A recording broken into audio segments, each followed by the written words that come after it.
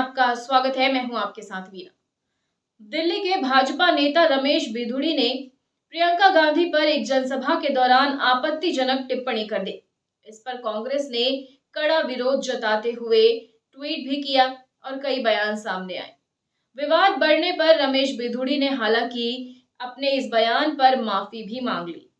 बिधूड़ी ने अपने भाषण में कहा, लालू यादव ने वादा किया था कि बिहार की सड़कों को हेमा मालिनी के गालों जैसा बना दूंगा, लेकिन वे ऐसा नहीं कर पाए। मैं आपको विश्वास दिलाता हूं, जैसे ओखला और संगम विहार की सड़कें बनी हैं, वैसे ही कालकाजी की सड़कें प्रियंका गांधी के गाल जैसे बना दूंगा। लालू ने कहा था बिहार में कि बिहार की सड़कों को मैं हेमा मालिनी जी के गालों जैसे बना दूंगा।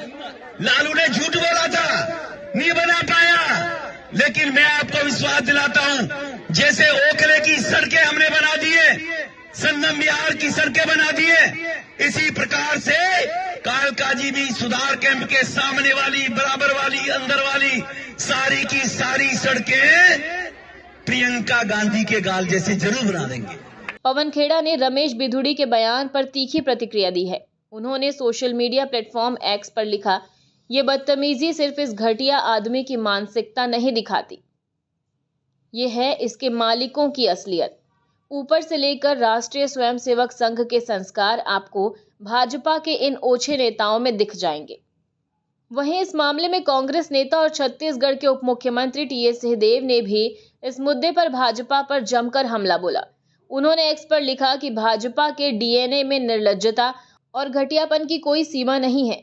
संघ की महिला विरोधी और पितृसत्तात्मक सोच, भाजपा के घिनौने संस्कार और सबसे अधिक अपने शीर्ष नेताओं को खुश करने की अभिलाषा में ये मूर्ख अभद्रता और अश्लीलता की किसी भी हद तक गिर सकते हैं।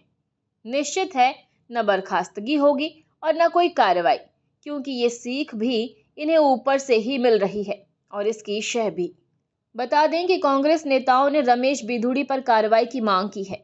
टीएस सिंहदेव ने अपने बयान में कहा कि न तो बिधूड़ी को बर्खास्त किया जाएगा और न ही भाजपा की ओर से कोई ठोस कदम उठाया जाएगा, क्योंकि ये मानसिकता संघ और भाजपा के शीर्ष नेतृत्व से ही आती है। हालांकि विवाद बढ़ने पर बिधूड़ी ने सफाई देते हुए कहा कि मैंने ये बात लालू यादव की कही बातों के संदर्भ में कही है। कांग्रेस उस समय भी चुप रही जब लालू यादव उनकी सरकार में मंत्री थे। अगर मेरी बात से किसी को ठेस पहुंची है तो मैं अपने शब्द वापस लेता हूं। मैं बहुत व्यथित हूँ इनके करैक्टर से, इनके चरित्र से, चाहे वो आतिशी हो और चाहे कांग्रेस हो। इस प्रकार के बयान पहले दिए जाते रहे हैं और किन्होंने दिए? लालू यादव जी ने बयान दिया, हेमा मालिनी जी के ऊपर दिया, मैंने उसका उसी संदर्भ में बोला था। नरेश बालियान आम आदमी पार्टी का विधायक है, 2024 में फिर उन्होंने ये बयान को दोहराया 2024 के चुनाव में, तो आतिशी की चुप्पी रही और इस बात के लिए मैं दुख प्रकट करता हूं कि अगर किसी को खेद पहुंचा हो, लेकिन इन लोगों को उंगली उठाने का कोई इस बात के लिए राइट अधिकार ही नहीं बनता है कि वो ऐसे बयानों की करे, तो पहले अपनी गिरबान में वो लोग झांके। महिला, मैंने कहा ना, माता बहनों का हम सम्मान करते हैं और हमसे ज़्यादा हमारी संस्कृति, सनातन संस्कृति में सबसे पहले महिलाओं का सम्मान होता है। और आतिशी और केजरीवाल वो वोट मांग नहीं सकते काम को लेकर, तो अब उनके पास और कुछ है नहीं वोट मांगने के लिए, इसी प्रकार की कार्ड खेलने की कोशिश करेंगे। मैं बहुत व्यथित हूँ इनके करैक्टर से, इनके चरित्र से, चाहे वो आतिशी हो और चाहे कांग्रेस हो। इस प्रकार के बयान पहले दिए जाते रहे हैं और किन्होंने दिए? लालू यादव जी ने बयान दिया, हेमा मालिनी जी के ऊपर दिया, मैंने उसका उसी संदर्भ में बोला था और उसी आधार पर कांग्रेस के साथ उस सरकार में मंत्री रहे, कांग्रेस चुप्पी साधी रही। नरेश बालियान आम आदमी पार्टी का विधायक है, 2024 में फिर उन्होंने ये बयान को दोहराया 2024 के चुनाव में, तो आतिशी की चुप्पी रही।